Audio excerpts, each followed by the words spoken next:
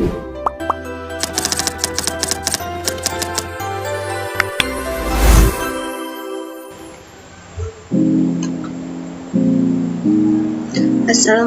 warahmatullahi wabarakatuh. Nama saya Riasya. Di sini saya akan membuat video penjelasan tentang social engineering untuk memenuhi tugas dalam mata kuliah keamanan jaringan. Langsung saja kita membahas tentang apa itu social engineering. Social engineering adalah tindakan memanipulasi seseorang dengan memanfaatkan kesalahan mereka untuk memberikan data atau informasi yang bersifat rahasia. Dalam menjalankan aksinya, pelaku kejahatan human hacking biasanya menyamar sebagai pihak yang berwenang sehingga korban mau memberikan data berharganya kepada pelaku. Selanjutnya, penipuan ini didasarkan pada manipulasi psikologis, di mana strategi serangan data akan dibuat dengan cara korban berpikir dan bertindak. Manipulasi psikologis berguna untuk mengelabui dan mempengaruhi perilaku korbannya. Selanjutnya, pada dunia maya, penipuan human hacking ini cenderung berhasil mengekspos data, menyebarkan infeksi malware, atau mencuri akses pada pengguna yang tidak menaruh curiga. Hal ini bisa terjadi karena penjahat mengeksploitasi kurangnya mengetahui pengguna tentang cyber security. Selanjutnya ada pembagian kategori social engineering. Yang pertama ada human based social engineering, yaitu melibatkan interaksi antara manusia yang satu dengan yang lainnya. Pelaku social engineering berhubungan langsung atau berinteraksi dengan korbannya. Contoh dari human based social engineering ini yaitu yang pertama impersonation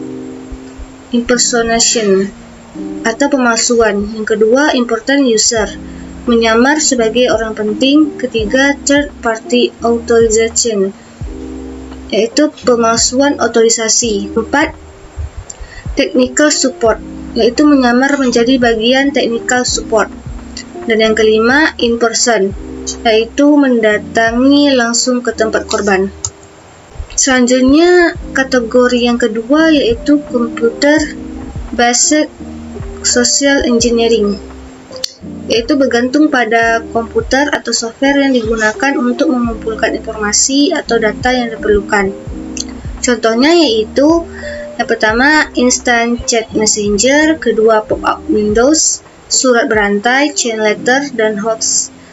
Yang keempat email spam phishing. Lalu bagaimana social engineering itu dilakukan? Saat melakukan teknik social engineering, penjahat pada umumnya akan melakukan manipulasi dengan berkomunikasi dengan target korban. Hal ini dilakukan karena para penjahat meyakini bahwa keberhasilan teknik social engineering tergantung pada kepercayaan target kepada mereka. Secara garis besar, ada beberapa langkah yang ada dilakukan oleh para penjahat ini saat melakukan social engineering. Yang pertama yang dilakukan adalah persiapan. Penjahat akan melakukan persiapan dengan mengumpulkan berbagai informasi mengenai background korban. Contohnya seperti tempat kerja, grup atau organisasi yang diikuti, nama perusahaan bank yang digunakan, dan lain-lainnya. Selanjutnya yang dilakukan adalah penyusupan. Dengan info background tadi yang sudah diperoleh, penjahat akan mendekati korban. Biasanya mereka akan menyamar sebagai seseorang dari sumber yang dapat dipercaya.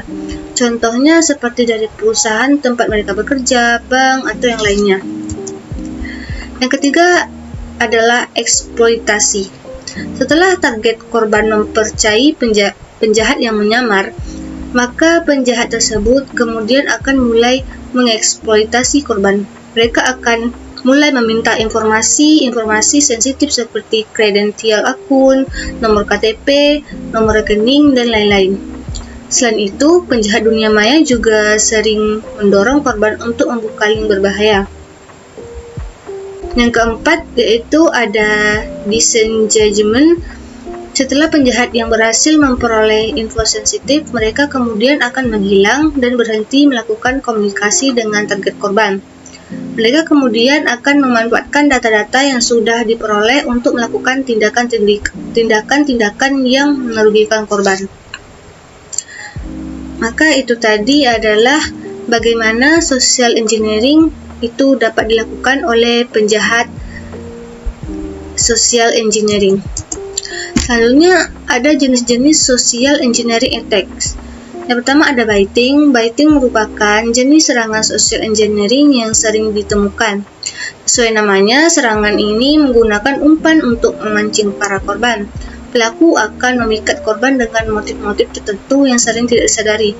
Contoh dari baiting ini seperti saat kita ingin mendownload file dari internet, kita harus waspada jika mengharuskan untuk mengizinkan akses apapun ke perangkat.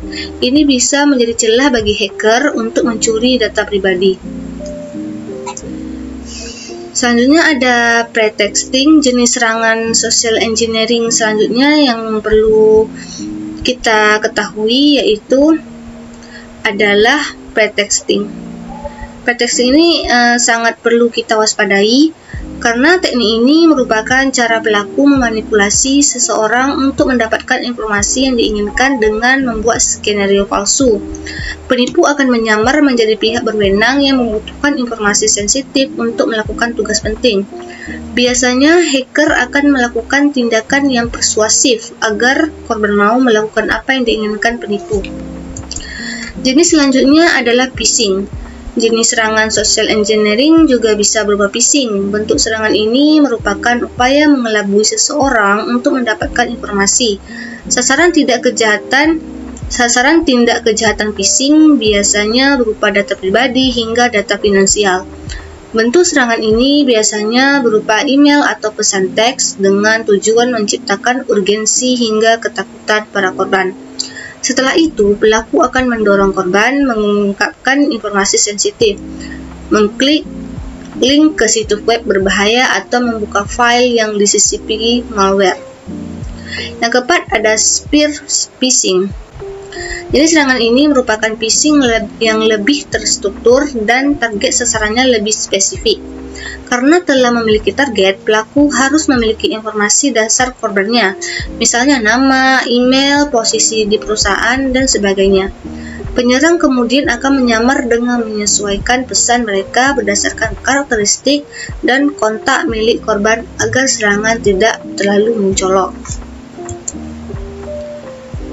Selanjutnya ada jenis shareware.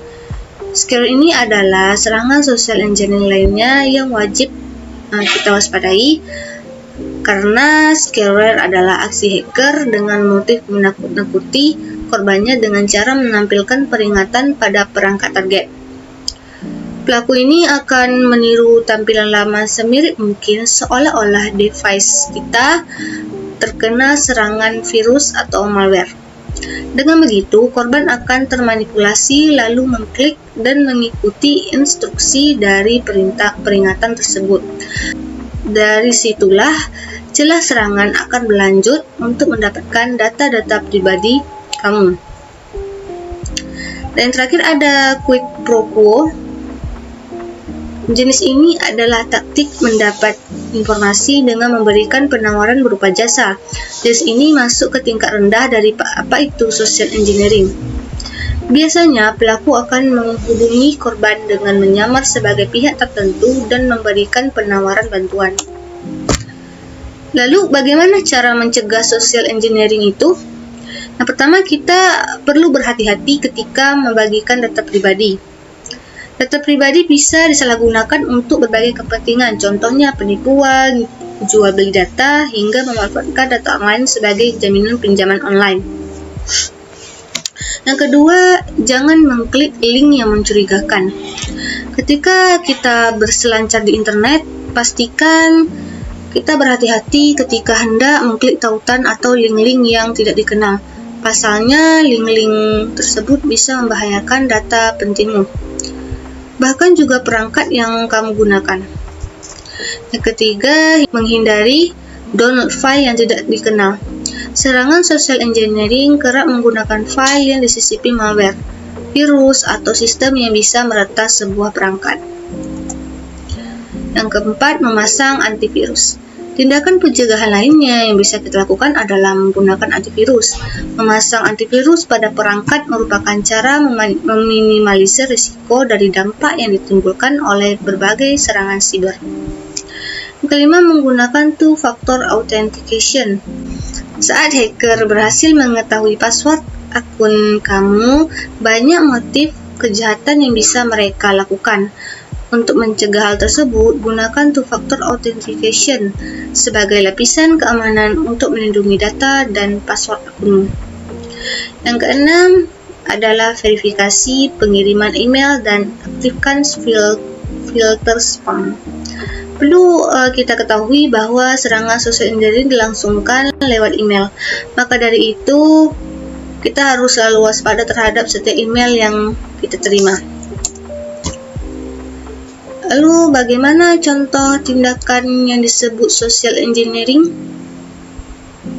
Yang pertama yaitu ketika seseorang memasukkan password di mesin ATM atau di PC.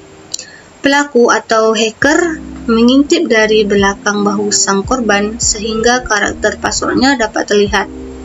Yang kedua, pelaku mengaduk-aduk tempat sampah, pembuangan kertas atau dokumen kerja perusahaan untuk mendapatkan informasi penting atau rahasia. Yang ketiga, seorang hacker menyamar menjadi office boy untuk dapat masuk bekerja ke dalam kantor manajemen atau pimpinan puncak perusahaan saat hendak mencari informasi rahasia. Yang keempat, pelaku ikut masuk ke dalam ruangan melalui pintu keamanan dengan cara menguntit individu atau mereka yang memiliki akses legal.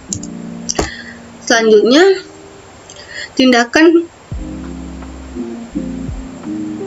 mengatakan secara meyakinkan kepada satpam bahwa yang bersangkutan terlupa membawa ID card untuk mengakses kunci masuk ruangan agar ia dapat bantuan masuk dari Pak Satpam. Yang keenam, membantu membawakan dokumen, teks, atau netbook pimpinan dan manajemen saat pemiliknya lalai. Pelaku dapat dengan mudah mencuri informasi penting yang dibawakan. Yang ketujuh, tindakannya melalui chatting di dunia maya. Si pelaku mengajak ngobrol calon korban sambil pelan-pelan berusaha menguak dan mencuri informasi berharga korban. Yang ke-8, menggunakan situs sosial networking seperti Facebook, MySpace, Twitter, dan sebagainya, dengan memulai percakapan yang pada akhirnya mengarah pada penelanjangan informasi rahasia. Dan kesimpulannya adalah social engineering ini adalah jenis serangan cyber yang patut diwaspadai. Jenis serangan ini merupakan bentuk kejahatan online yang memanipulasi korbannya. Social engineering dapat dilangsungkan dalam berbagai bentuk secara online atau offline. Contohnya melalui download file, email, telepon, hingga pop-up palsu. Baiting, pretexting, phishing, dan spear phishing adalah beberapa contoh serangan social engineering yang patut kita waspadai. Sekian penjelasan untuk materi social engineering dari saya. Assalamualaikum warahmatullahi wabarakatuh.